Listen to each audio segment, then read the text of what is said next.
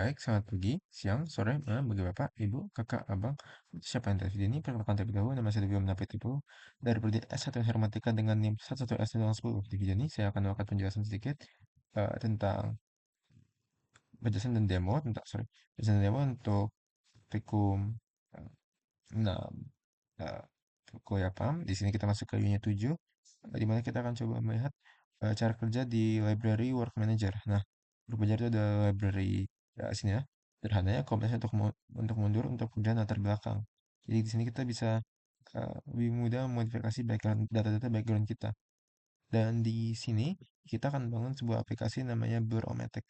Jadi lihat kan aplikasi ini, jadi ada sebuah gambar ini.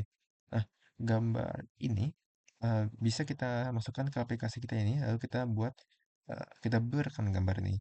Kenapa kita mungkin memblurkan? Siapa tahu kita kan di aplikasi kita itu mungkin mau ada sebuah background, tapi backgroundnya mungkin terlalu menonjol atau mengambil perhatian dari apa yang komponen yang mau kita taruh di aplikasinya. Jadi itu kenapa kita mungkin mau blur kan. Jadi untuk menjalankannya ya, sama kita sambil dulu codingannya sini ya. Oke. Jadi untuk beberapa dan kode awal, metode ini uh, akan menampilkan dengan worker Java yang akan menampilkan notification ke kode untuk menyimpan ke bitmap. Lalu view mode ini ada menyimpan satu aplikasi yang akan berintas dengan repository kita. Repository tempatnya, tempatnya akan ya akan bekerjanya, constants ya kelas statusnya, dan boolean screen itu ya itu itu UI-nya, itu view modenya. Ya, namanya view model pun. Oke, eh, untuk teori tentang work manager, aku tidak terlalu dalam saya akan jelaskan, tapi itu ibaratnya ya sebuah work manager pada Jetpack eh, yang tadi seperti dikatakan tadi itu bisa bekerja dengan backgrounds. Jadi eh, eksekusi pada work manager itu akan menjalankan logika eh, secara nanti kita akan jalan secara sinkronus ya. Work manager ini mendukung eh, untuk tugas-tugas yang kayak untuk prosesnya itu bisa mungkin ngambil sebuah proses atau sebuah thread mengerjakan proses ini tapi masih menjalankan proses yang lain ibaratnya yaitu kemajuan kecepatan juga ya. Oke, saya akan skip beberapa teori ini langsung ke bagian program terakhir. Oke, dan tapi untuk memasukkan leader ya pastinya perlu mengimport suatu dependensi dan itu dependensi ini. Oke, jadi dasar work manager bisa di sini juga. Dan tapi yang sekarang kita tarik itu adalah mengimplementasinya yaitu pada sini, dimana kita akan membuat sebuah file worker. Kelasnya bentuknya bentuk gini ya, yang di programnya ada parametersnya, coordinate worker sama sama konteks sementara yang yang diimport semua di sini ya. Oke, jadi di dalam file ini uh, uh, kita akan buat sebuah notifikasi ke dalam status kita. Jadi aplikasi kita akan dapat sebuah image uh, dan image itu harus kita bisa string kan ya. Dan ini kita akan baca sebuah resource string get string ini kan uh, untuk blurring image dan di sini uh, bisa kita akan uh, kita akan oper image kita dan juga kita simpan dalam kertas kaca ataupun error dan apa ya kita akan return jika itu bisa berhasil atau tidak melakukan blurring dari image kita ini.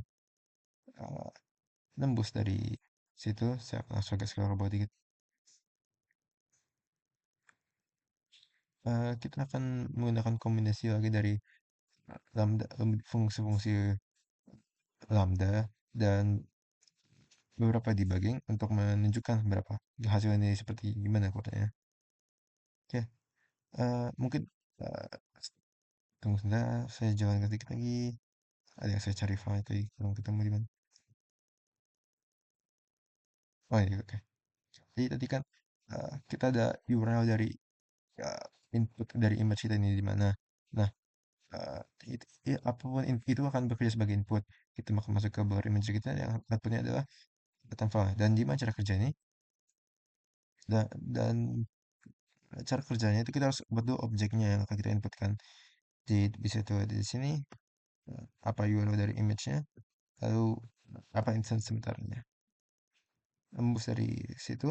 Kita juga menggunakan fungsi data builder seperti biasa dari tadi kan kita menggunakan data builder data kita. Dan data builder ini akan melihat stringnya, akan lihat key image-nya, dan akan mereturn uh, builder uh, menggunakan fungsi builder build ini. Dan build tadi objek kita di atas sebelumnya. Terus untuk mengakses data input kita, objek input kita itu ya tinggal kita bilang aja oh ke input data get string dan input data get int dan key itu ada untuk key dari berlevelnya. Jadi bisa ada berlevelnya itu uh, pada 3 level tergantung pilihan dari usernya. Dan kayaknya di sini langsung saya akan jelaskan di uh, dalam demo aplikasinya ya. Ya coba kita sekarang langsung lihat.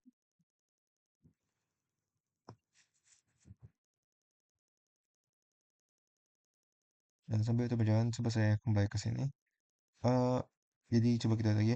Eh, kita akan pakai fungsi do word yang akan mengembalikan sebuah result. Result itu adalah notifikasi yang akan juga mereturn uh, dan return juga ide ya.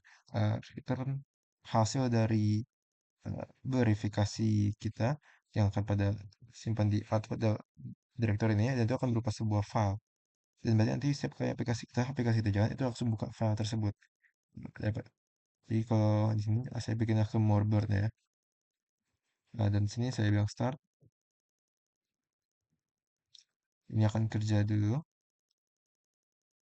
Jadi kerja nanti kalau jadi kalau misal saya tutup aplikasi saya ini, ah, saya tidak sempat nampak tadi, tapi nah, sorry, saya buka dulu. Nah, sekarang telah ternampak image kan, jadi coba kita lihat ke si file. Nah, si file ini kalau kita lihat ini itu membuka, ah, sorry ini yang page sebelumnya, page baru ini kan, dimana page ini bukan yang kita buka sebelumnya tadi, tapi ini buka images di eh, aplikasi images di device kita, Android kita sebentar ini, dan diaturnya di mana sekarang image-nya lebih blurred kan. Jadi ini bisa langsung secara mengolah data set, mengolah image kita dan bekerja dengan komponen-komponen dalam kita berupa uh, mungkin kamera, mungkin galeri kita dan sekian.